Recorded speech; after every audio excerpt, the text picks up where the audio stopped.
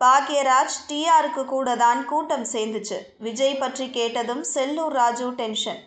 விஜய்க்கு கூடும் கூட்டத்தை எல்லாம் வைத்து அவரை பெரிதாக எடுத்துக்கொள்ள முடியாது என அதிமுகவின் மூத்த தலைவரும் முன்னாள் அமைச்சருமான செல்லூர் ராஜு சாடியுள்ளார். சிரஞ்சீவி சிவாஜிக்கு கூடாத கூட்டமா விஜய்க்கு கூடுகிறது என கேள்வி எழுப்பிய செல்லூர் ராஜு, கூட்டத்தை வைத்தெல்லாம் நடிகர்களின் அரசியல் செல்வாக்கை மதிப்பிட முடியாது என தெரிவித்தார். தமிழ்நாட்டில் அடுத்த ஆண்டு நடைபெறும் தேர்தலுக்கு இப்போதே அரசியல் களம் சூடாகிவிட்டது.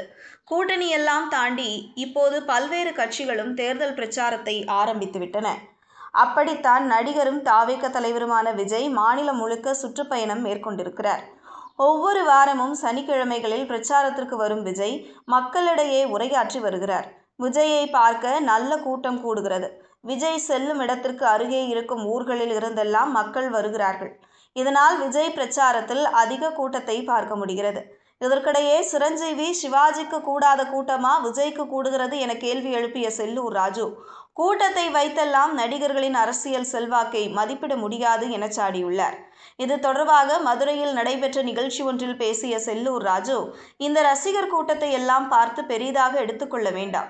சிரஞ்சீவிக்கு கூடாத கூட்டமா, சிவாஜிக்கு கூடாத கூட்டமா, பாக்யராஜ் டி ராஜேந்தருக்கு கூடாத கூட்டமா? அடுக்குமொழியில் பேசக்கூடிய எத்தனையோ பேரை பார்த்திருப்பார்கள் மக்கள். எனவே கூட்டத்தை வைத்தெல்லாம் மதிப்பிடக்கூடாது. யாருக்கு கூடும் கூட்டத்தையும் வைத்து மதிப்பிட முடியாது. நடிகர் என்றாலே கூட்டம் கூடத்தான் செய்யும்.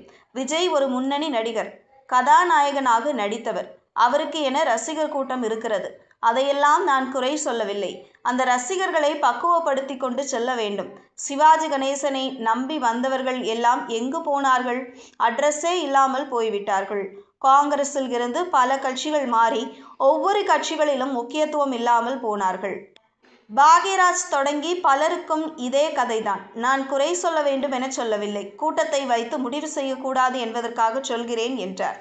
செல்லூர் ராஜு மட்டுமின்றி பல்வேறு அரசியல் தலைவர்களும் கூட விஜய் பற்றி பேசும்போது இதே கருத்துக்களை கூறுகிறார்கள். விஜய் நடிகர் என்பதால் அவரை பார்க்க அதிக அளவில் மக்கள் வருவதாகவும், ஆனால் அவையெல்லாம் நிச்சயம் வாக்குகளாக மாறாது என்பதும் அவரது கருத்து.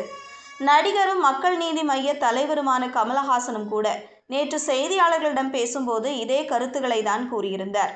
தமிழகத்தில் தற்போது உள்ள சூழலை வைத்து பார்க்கும்போது திமுக அதிமுக கூட்டணியை தவிர விஜய் தலைமையிலும் ஒரு கூட்டணி அமையும் என்றே தெரிகிறது. இது தவிர சீமானின் நாம் தமிழர் கட்சியும் தனித்து போட்டியிட இருக்கிறது. இதன் மூலம் அடுத்த ஆண்டு தமிழகத்தில் 4 முனை போட்டி ஏற்படும்.